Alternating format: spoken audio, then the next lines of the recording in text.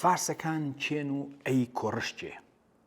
ئەمڕۆ لەم بەرنامەیەدا هەوڵ دەدەین کە بێ زیاد و بێکەم بزانین ئەم بابەتە چۆنە.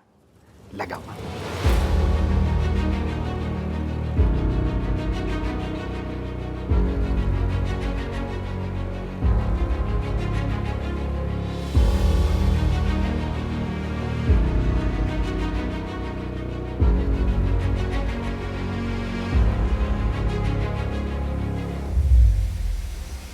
ئەنتەرنێت خزمەتێکی گەورەی مرۆڤایەتی کرد. لەبەرەوەی وای کرد زانیاری زۆر بە ئەسانتر لە جاران بگاتە هەمووان.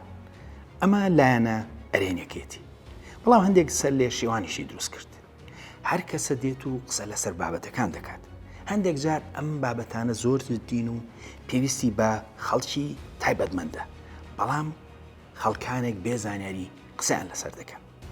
یەکێک لەو بابەتانە مێژووی فارس و کۆڕشە. لەم چەند ساڵانەی دواییدا هەندێک خەڵک ئەم بابەتە بە تەواوی ڕەت دەکاتەوە و هەندێکی تریش زیاد لە حەدی خۆی گەورەی دەکات. ئێمە ئەمڕۆ لەم بەرنامەدا دەمانەوێت بێ زیاد و بێکەم بزانین فارسەکان چێن و ئەی کۆڕش چێ؟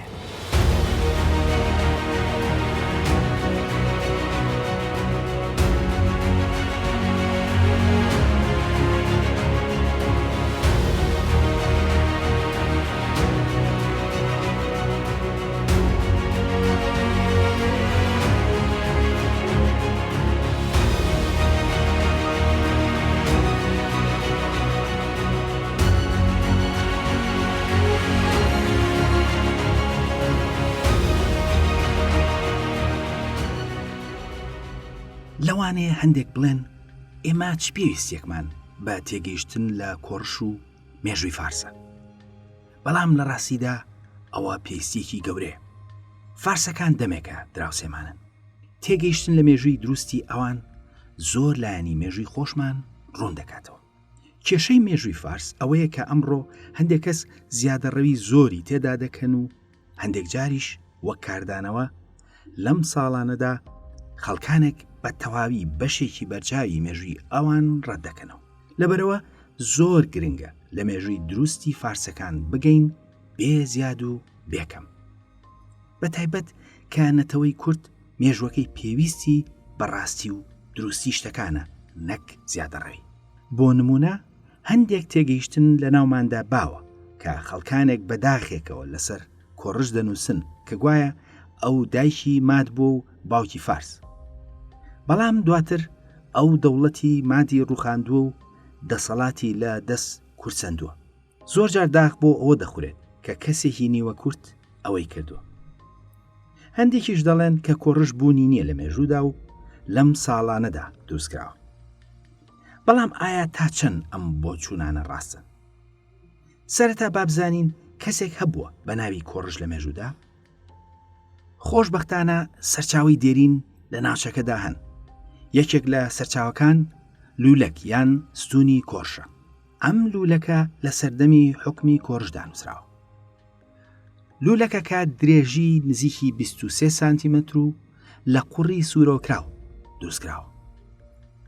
ئەم لولەکە لە ساڵی 539 پێش زایندا نووسراوە و ئەمڕۆ لە مۆزەخانەی بەریتانی هەڵگیراوە. لولەکەکە دەقێکی لەسەر نووسراوە بە زمانی ئەکەدی کە ئاماژە بە کۆڕش دەکات. دەقەکە لە بابلدا نووسراوە و لەوێش دۆزراوەتەوە و تێیدا ئاماژە بەوە دەکرێت کە ئەو ناوی کۆڕش بوو و کوڕی کەمبیاز بوو لە بنەچەدا باوانی پادشای ئەنشان بوون. ئەنشان ئەمڕۆ دەکەوێتە ئوستانی فارسی ئێرانەوە. دەقەکە زۆرە و هەمووی ناخرێتە ڕوو. بەڵام بەڕوونی کۆڕش ئاماژە بە خۆی و بە باوکی و باو باپیرانی دەکات کە دەیگەڕێنێتەوە بۆ ناوچەی ئوستانی فارسی ئەمڕۆ. هەروەها کرۆنیکلی نەبۆنیدوس کە ئەویش لە بابلدا لە سەردەمی کۆڕشدا نووسراوە و ئەمڕۆ لە مۆزەخانی بەریتانیایە ئاماژە بەوە دەکات کە چۆن کۆڕش پادشای ئەنشان و فارس هێرشی کردوتە سەر بابل و بابلەکانی شکاندووە. جگە لەو دوو دەقە کە لە سەردەمی خۆی دانووسراون و هیچ گومانێک ناهێڵنەوە سەبارەت بەبوونی کۆڕش چەندین مێژونووسی یۆنانی و ڕۆم و بابلی و جوو ئاماژیان پێکردووە. بۆ نمونە هێرۆدۆت، کتێسیاس و زەینەفۆن وردەکاری لەسەر خۆی و ژیانی دەدەن. هەروەها مێژونووسی بابلی بێروسوس لە سەدەی سێهەمی پێش زایندا ئاماژەی پێدەکات. جگە لەوە تەوراتیش بە هەمان شێوە ناوی کۆڕش دەهێنێت کە ڕێیداوە بەجوەکان بگەڕێنەوە وڵاتی خۆیان. کەواتە کۆڕش وەک پادشایەکی فارس لە مێژوودا هەبوو و بوونی ستونێک و دەقێکی بابلی هیچ گومانێک لەسەر ئەو ڕاستیە ناهێڵنەوە. بەڵام باشە کۆڕش لە مێژوودا چۆن بووە و سەرەتای سەرهەڵدانی چۆن بووە.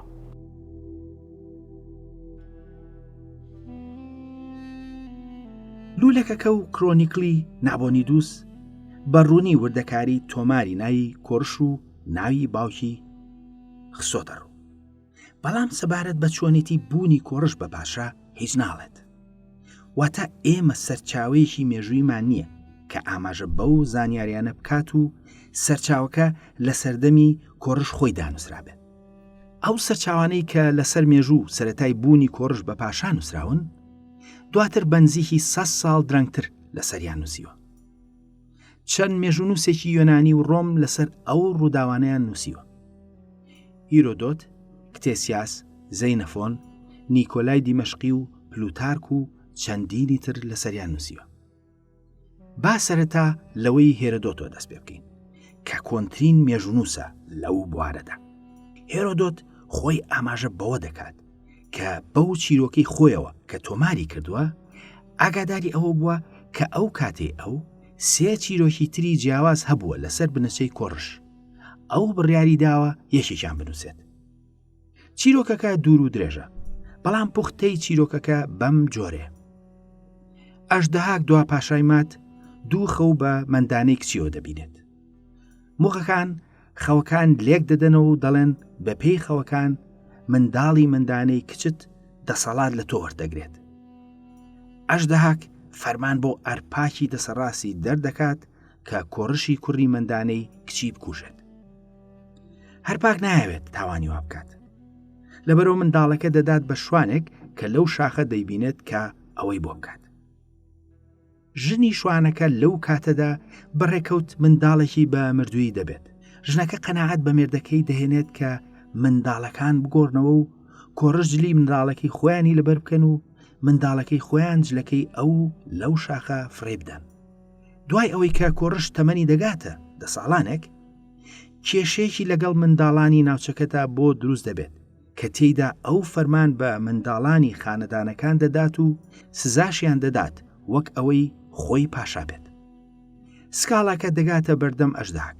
ئەژدەهاک کە مناڵەکە دەبینێت، لەبەرەوەی کە زۆر لە خۆی دەچێت، دەکەوێتە گومانەوە لەوەی کە کچەزای خۆی بێت. دوای پرسیارکردن لە شوانەکەی کە بەخێوی کردووە، دەردەکەوێت کە ئەوە کچەزاکەی ئەژدەهاک خۆیەتی. ئەو سەردەمە خەوبینین زۆر باەخی پێدراوە و موخەکان دەڵێن منداڵەکە چیتر ترسی نەماوە بۆ ئەژدەهاک، لەبەرەوەی خەوەکە لە یاریە منداڵەکەدا هاتۆتە دی. بەو جۆرە ئەژدەهاک منداڵەکە کە کۆڕشە دەگەڕێنێتەوە بۆ مندانەی کچی و دواتر کە گەورە دەبێت و دەبێتە کەسێکی بەهێز، باپیری ئەژدەهاک کە دوا پاشای مادە لەسەر تەختی پاشایی لادەبات. ئەم چیرۆکەی کە باسمان کرد، ئەوە چیرۆکە باوەکەی ناومانە و زۆر جار لە ناوماندا دەوترێتەوە و هەندێکیشمان ئاهێکیش هەڵدەکێشین لەسەر ئەو بناغەیە کە چۆن کچەسای دوا پادشای مادەکانی سەر تەختی پادشایی لابرد. بەڵام ئایا ئەم چیرۆکە تا چەند ڕاستیە و سەرچاوەکان پشتگیری دەکەن؟ وەک پێشتر ئاماژەمان پێکرد، دەبێت ئەوە بزانرێت کە چیرۆکەکان لەسەر بنەچەی کۆڕش دواتر نووسراون، واتە چیرۆکی دەماودەم بوون. بەڵام لەوە گرنگتر، هێرۆدۆت کە ئەم چیرۆکەی گێڕاوەتەوە دەڵێت 3 چیرۆکی تریش هەیە لەسەر ئەو تەنها ئەمەیانی تۆمار کردەوە. پرسیارەکە ئەوەیە باشە 3 چیرۆکەکانی تر لەسەر بنەچەی کۆڕش چۆن بوون و کامیان چیرۆکە ڕاستیەکەیە. یەکێک لەو چیرۆکانی تر کەسێکی یۆنانی تۆماری کردووە بە ناوی کتێسیاس. ئەو لە ساڵی نزیکی 440 پێش زاین لەدایک بووە نزیکی 50 ساڵ دوای هێرۆدۆت بووە و دکتۆری تایبەتی پاشای فارس بووە و مێژوو نووسیش بووە. ئەو مێژووی فارسەکانی لە 23 بەرێکدا نووسیوە. کتێسیاز وەک دکتۆر 17 ساڵ لە ناو بنەماڵی پاشایانی فارسدا ژیا و دەستی بە زانیاری گرنگ گەیشتووە. بەڵام ئەو چیرۆکێکی تر دەجێڕێتەوە. ئەو ئاگاداری چیرۆکەکەی هێرۆدۆت بووە، بەڵام دەڵێت هێرۆدۆت ئەفسانەیەکی درۆینەی دروست کردو و ئەوەی خۆی سەرچاوی دروستی فارسەکانی لە پشتە. بەپێی چیرۆکەکەی کتێسیاس، کۆڕژ لە بنەماڵێکی فارسی هەژار بوو و باوکوداکی لە خانەدانەکان نەبوون. ئەو لە دیوەخانی مادەکاندا وەک خزمەتکار کاری کردو و بەهۆی توانای خۆیەوە وردە پلەی بەرز دەکرێتەوە. دواتر تموحی هەڵگەڕانەوە دژی ئەژدەهاک دەچێتە کلەیەوە و لە دیوەخان ڕادەکات و هەندێک لە مادەکان هاوکاری دەکەن و ڕوو دەکاتە فارسەکان کە پشتگیری دەکەن لە لابردنی ئەژدەهاکدا. دواتر ئەژدەهاک دەگرێت و کچێکیشی دەهێنێت بە ناوی ئۆماتیەوە. ئەمە پوختەی چیرۆکەکەیە. وەک دەبینرێت لەم چیرۆکەدا کۆڕش هیچ پەیوەندێکی بە مادەوە نییە. ئەو کچەزای ئەژدەهاک نییە و خۆشی لە خانەدانەکانی فارس نییە. لەبریەوەی کە دایکی کچی پاشای ماد بێت، ئەو کچی پاشای مادیێنەوە، کەواتە دوو چیرۆکی جیاواز لەسەر کۆڕشێ. ئەوەی یەکەمیان مەبەستێکی لە پشتەوەی و ئەوەی دووهەمیان مەبەستێکی تر. هێرۆدۆت وەختێک ئەو چیرۆکەی نووسیوە، فارسەکان ویستویانە بنەچەی خۆیان بگەڕێنەوە بۆ بنەماڵێکی پاشایی ناسراو کە مادەکان بوو. بەڵام دواتر کە خۆیان گرتووە، وازیان لەو چیرۆکە هێناوە و چیتر پێویستیان بەوە نەبووە کە نەچەی خۆیان بگەڕێنەوە بۆ بنەماڵەیەکی کۆنی مادی. لە هەردوو حاڵەتەکەدا ئەوە دەکەوێتە ڕوو کە ئەمانە چیرۆکی هەڵبەسراو بوون بۆ مەبەستی تایبەتی سەردەمەکە داڕێژراون. دەست نیشانکردنی هەموو هۆکارەکانی جیاوازی لە نێوان چیرۆکەکاندا دوای نزیکەی 2500 ساڵ تۆزێک ئەستەمە، بەڵام هەمویان ئەوە دەخەنە ڕوو کە ئەوانە چیرۆکی دروستکراو بوون نەک مێژوو.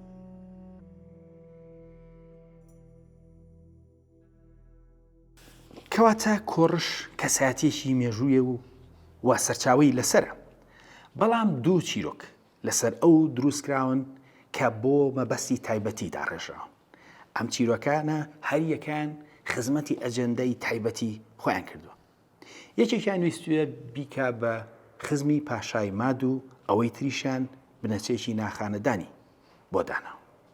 ئەوەی کە ڕاستیە و سەرچاوی لەسرە، کۆڕش دوا پاشای ماد ئەژدەهاکی لەسەر حکومڕانی لابردووە.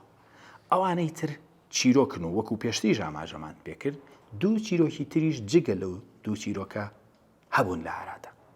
ئێستاکە کاتیەوەیە کە بزانین باشە بۆ فارسەکان تا سەردەمی نوێ باسی کۆرشیان نەکردو. لە ڕاستیدا کۆرش و داریش و پاشا فارسە دێنینەکان بە تەواوی لەبیر خەڵک چوو بوونەوە و فارس چیرۆکێکی ئەفسانەیی دەجێڕایەوە لە بری مێژوو. مێژووی فارس چیرۆکێکی ئەفسانەیی بێبناغە بووە. فیردەوسی ئەو چیرۆکە ئەفسانەیە دەجێڕێتەوە. ناو ڕووداوەکان لەوەی فیردەوسیدا لەگەڵ ئەو مێژوەدا یەک ناگرێتەوە کە ئەمڕۆ مێژووی فارسەکانە. بەڵام دوایەوەی کە ئەوروپیەکان لە سەدەی 19دا بایەخیان بە بابەتەکە دا و دواتر هەر لەو سەردەمێدا هەندێک لە دەقە فارسیە کۆنەکان خوێنرانەوە، ئیتر وردە فارسەکان لە ژێر کاریگەری ئەوروپیەکاندا ئاشنای کۆڕش و ئەو مێژووە دێری نەبوون.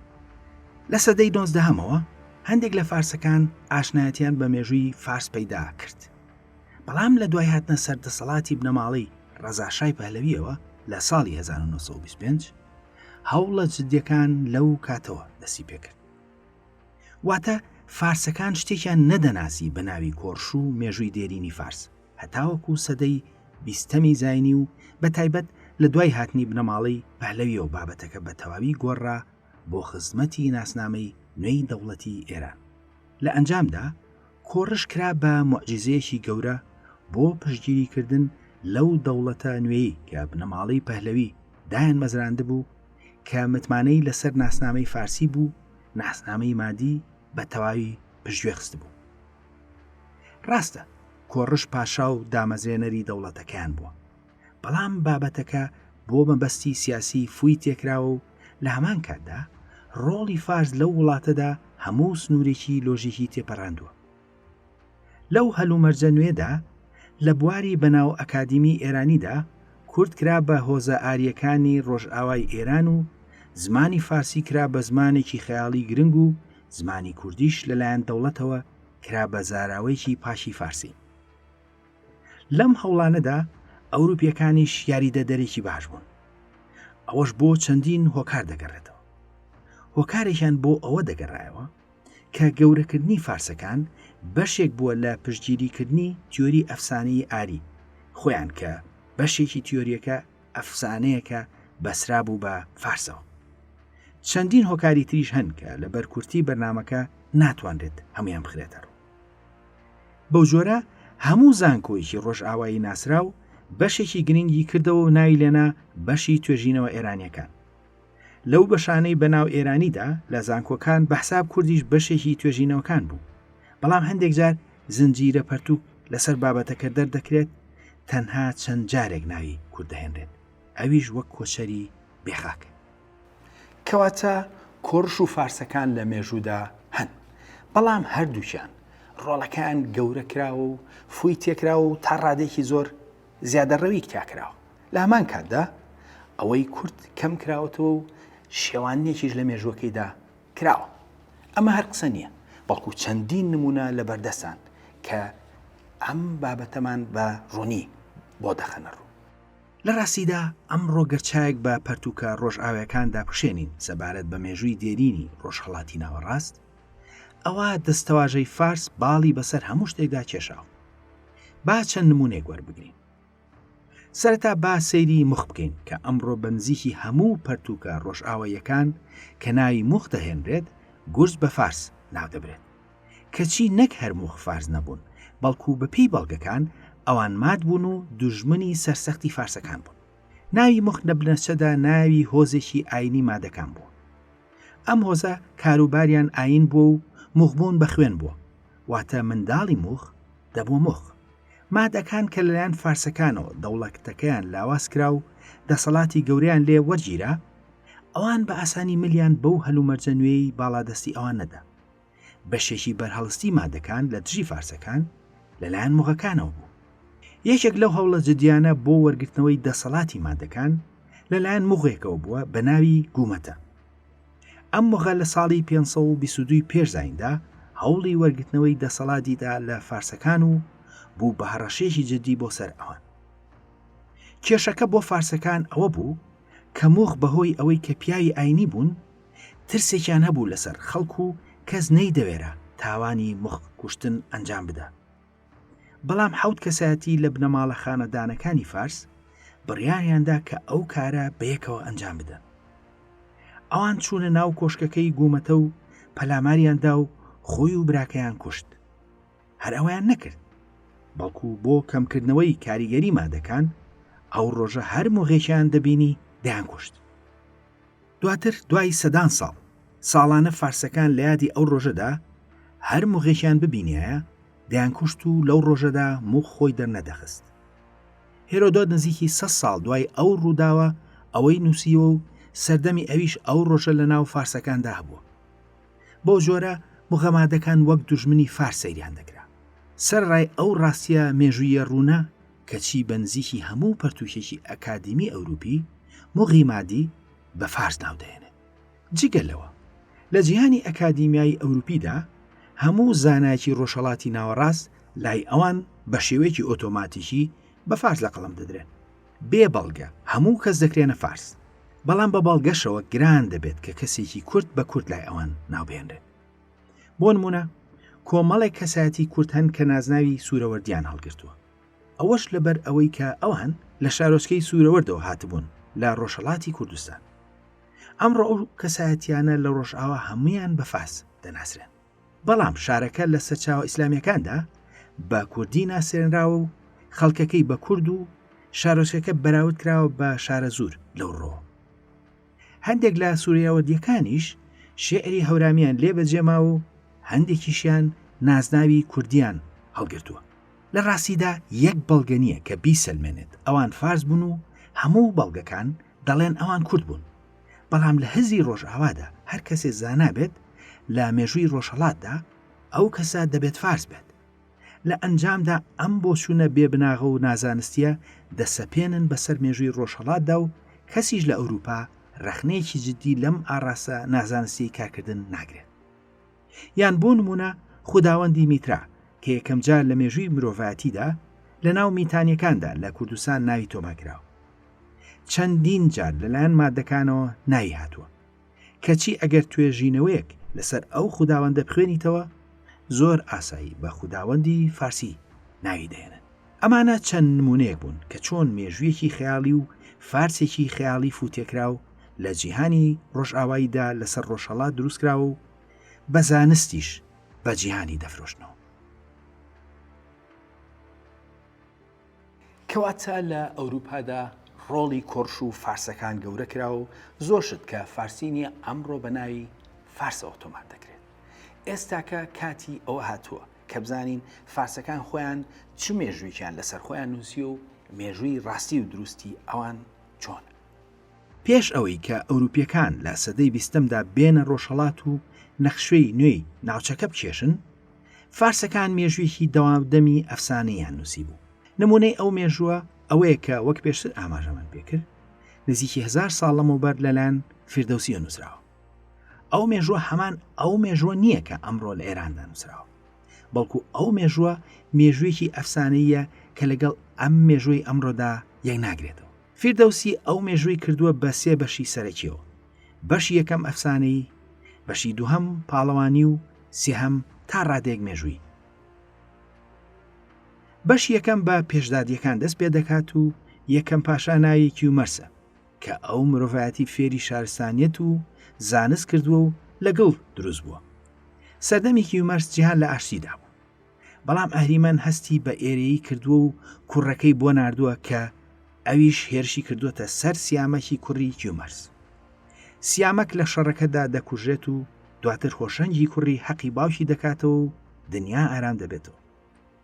لە دوای ئەوەوە سەرەتای شارستانیەت دەست پێ دەکات و ئەمجا ئەفسانەکانی کاوە و فەریدون و زوحاک و جەمشید و چەند کەسایەتیەکی تر دەردەکەوێت و جیهان لە نێوان چەند کوڕێکی فەریدوندا دابەش دەبێت. بە کورتی ئەم بەشە ئەفسانەیەکی تەواو و مرۆڤ ناتوانێت هیچ شتێکی مێژووی تێدا بەدی بکات. بەشی دووهەم سەردەمی کەیانیەکانە و لێرەدا دوو پاڵەوانی سەرەکی ئاماژە پێدەکرێت لە تراجیدیای ڕۆستەم و زۆرابدا کە چیرۆکی دوو پاڵەوانە و شەڕدەکەن. چەندین چیرۆکی تری هاوشێوە لە خۆ دەگرێت.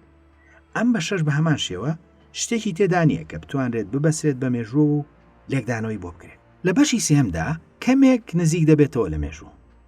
سەرڕایەوە مێژوەکە ئەفسانەی دەخرێتە ڕوو. لەم بەشەدا ئاماژە بە ئەسکەندەری مەسیدۆنی دەکرێت کە باوکی پاشایەکی فارسە و دایکی یۆنانی، واتە هەوڵ دراوە کە ئەسکەندەر بکرێتە کەسێکی فارس و دواتر بە کورتی ئاماژە بە سەردەمی ئەشکانیەکان دەکرێت. دوای ئەوە سەردەمی ساسانیەکان ئاماژە پێ دەکرێت و چەند پاشایەکی ساسانی ناوی دێت تا هاتنی عەرەبەکان و ڕووخانی دەوڵەتی ساسانی. ئەم مێژووە بەشی یەکەم و دووهەمی بە تەواوی ئەفسانەیە و ناتوانێت مێژووی تێدا بدۆزرێتەوە و مانای مێژووی پێ بدرێت. بەڵام بەشی سێهەم تۆزێک ئاماژەی مێژووی تێدایە، بەڵام بەشی زۆری ئەو مێژووە دەستکاری کراوە و ڕووداوەکان سەرپێین. لای فیردەوسی ئەخمینی و کۆڕش بە هیچ شێوێک دەرناکەون. ئەم بەشەی مێژووی فارس لەلایەن هەندێک مێژوو نووسی ترەوە لە سەردەمی ئیسلامدا ئاماژەی پێکراوە، واتە لە ئەشکانیەکانەوە، بەڵام ڕووداوەکان بچڕبچڕن. کەواتە لە وڵاتەدا کە ئەمڕۆ بە ئێران دەناسرێت مێژووی تێکەڵ و پێکەڵ نووسرابوو. وەک سەرنجیش درا بەشێکی بەرچاوی ئەو مێژووە ئەفسانەی بوو، بە شێوەیە کە نەدەتوانرا مێژوویەکی زانستی لەسەر بنیاد بنرێ. تەنانەت ئەو بەشانەش کە پەیوەست بوو بە مێژووە وەک باسکردنی ئەسکەندەری مەسیدۆنی و ئەشکانیەکان، ئەوەش ئەفسانە باڵی بەسەردا کێشا بوو. بەڵام لە ناوەڕاستی سەدەی 19ەمەوە گۆڕانکاری ڕوویدا. وەک پێشتریش ئاماژەمان پێکرد، لە سەدەی 19 و سەردەمی قاجارەکاندا بەهۆی کاریگەری ئەوروپا وردە لەو وارەدا مێژوو دەرکەوت. هەندێک لە مێژوونووسە ئێرانیەکان کەوتنە ڕەخنە لە مێژووی ئەفسانەی ئێران و هەوڵێک دەدرا بۆ گۆڕینی بێ ئەوەی کە بتوانرێت گۆڕانکاری گەورە بکرێت. گۆڕانکاری گەورە لەگەڵ هاتنی بنەماڵەی ڕەزاشای پەهلەویدا بوو کە سەردەمێکی نوێی هێنایە ئاراوە. لەوێوە ئەوان بایەخیاندا بە کۆرش و مێژووی فارس.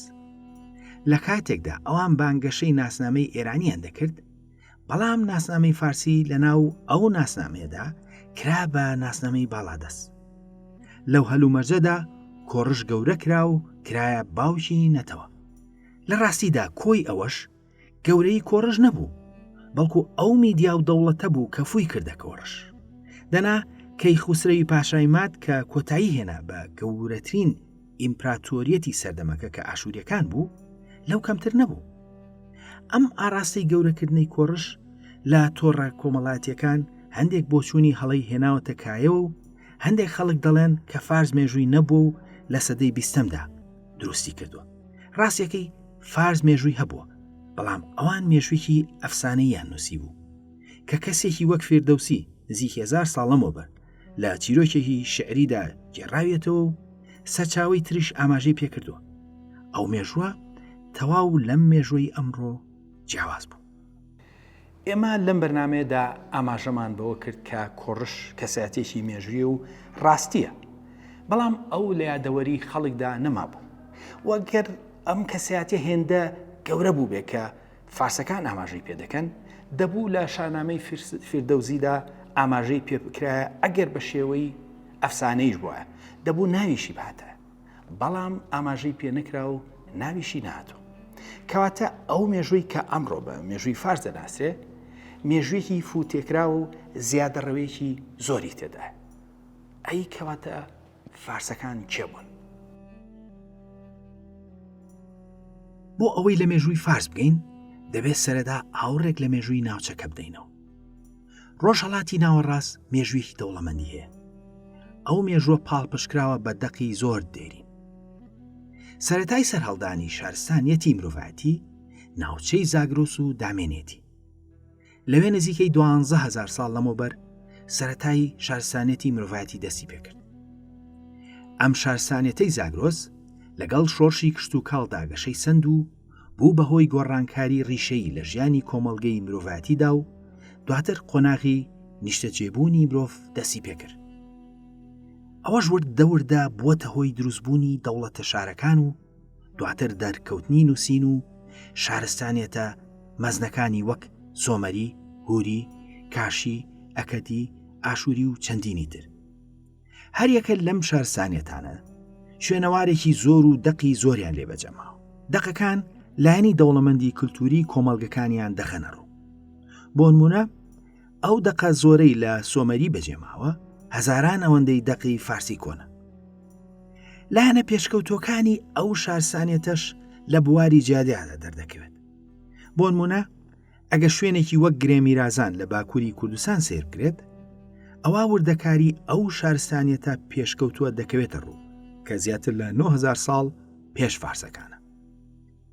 فارسە ئەخمینیەکان کە ئەمڕۆ گەورە کراون تەنها بۆ ماوەی نزیکی 220 ساڵێک حکومڕان بوون. بەڵام ئەگەر سەیری ماوەی حکومڕانی چەند شارستانیەتێکی ناوچەکە بکەین، ئەوە فارس وەڕۆڵەکەی زیاتر ڕوون دەبێتەوە.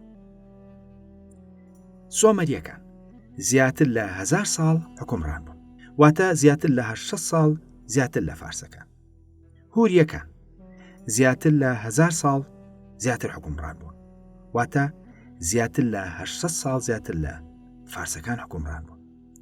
کاشیەکان زیاتر لە 400 ساڵ حکومڕانیان کردووە، واتە زیاتر لە 200 ساڵ لە فارسەکان حکومڕان بوون.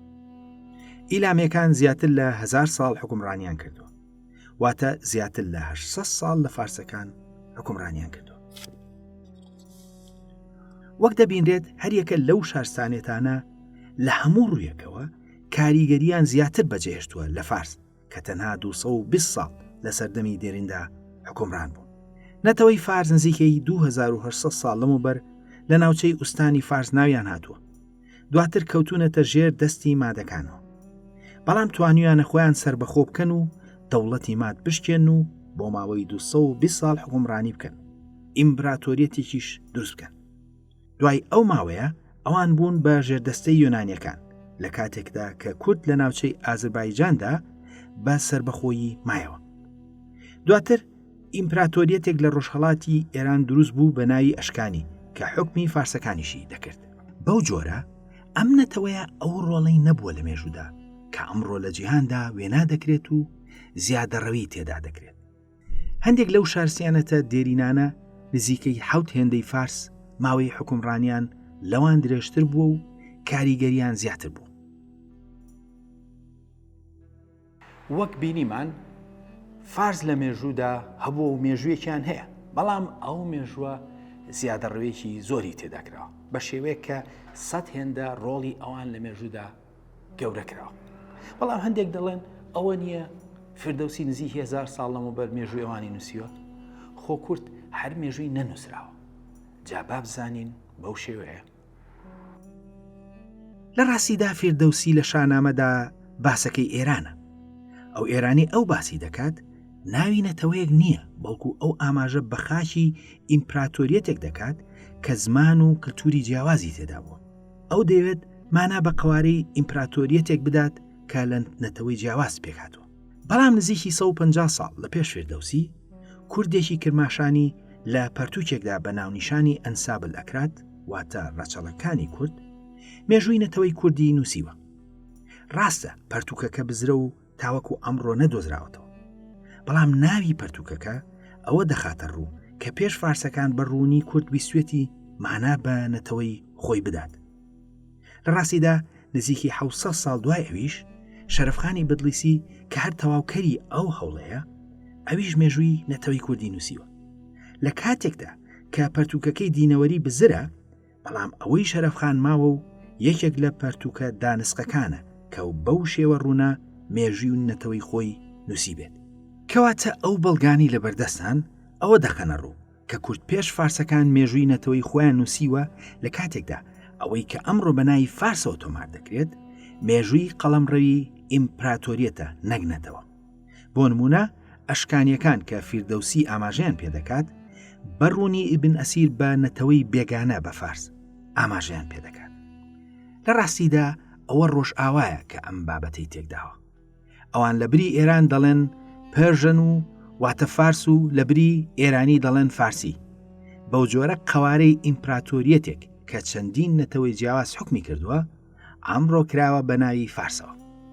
ئەگەر بچیتە قوڵاییەوە قەوارەی ئێرانی و عوسمانی جیاوازیەکی ئەو تویان نەبووە لەو ڕۆوە کە چەندین نەتەوە تێیدا باڵا دەستبوون. کەواتە ئەمڕۆ لەم بەرنامەیەدا ڕوون بووە کە کۆڕش کەسایەتێکی مێژوویە و فارسەکانیش مێژوویان هەیە، بەڵام مێژووی فارس و ڕۆڵی کۆڕشیش هێندە گەورە کراوە، بە تایبەت لە دوای دروستبوونی دەوڵەتی ئێران لە ساڵی 1925ەوە زیادەڕەوێکی زۆر لەم مێژووە ڕۆڵی کۆڕشدا کراوە. دەنا نە کۆڕش هێندە گەورە بووە، نە مێژووی فارسەکان هێندە کاریگەر، بە تایبەت بە بەراورد بە مێژووی دەوڵەمەندی ناوچەکە. هەروەها چیرۆکی مادیبوونی دایکی کۆڕش چیرۆکی دەماودەمی هەڵبەسراوە و مێژووی نییە. جا هەرچەندە فردەوسی و شاهنامەکەی لە ناوماندا گەورە کراوە، بەڵام نزیکی 150 ساڵ پێش فردەوسی زانایەکی کورد بە ناوی دینەوەری کە خەڵکی کرماشانە و 100 هێندەی فردەوسی زانایە مێژووی نەتەوەکەی لە پەرتووکێکدا نووسیوە. واتە کورد 150 ساڵ پێش فارسەکان مێژووی نەتەوەکەی خۆی نووسراوە لەلایەن زانایەکی مەزنیەوە کە لە فردەوسیش گەورەترە. ئامانج لەم بەرنامەیە ناسینی فارسەکان بوو وەک خۆیان بێزیاد و بێکەم، ئەوەش لەبەرەوەی کە زۆر ڕووی مێژووی کورد لە ئەنجامی ئەوەدا ون نەبێت. وەک ڕوونیش بووە مێژووی فارسەکان گەورە کراوە و هی کوردیش بچوو کراوەتەوە. بەرنامەی خۆناسین لە هەوڵی ئەوەدایە کە مێژوویەکی دروستی کورد ئاشنابین و هی نەتەوەکانی دراوسێش بە هەمان شێوە. تا بەرنامەی تر خواتان لەگەڵ.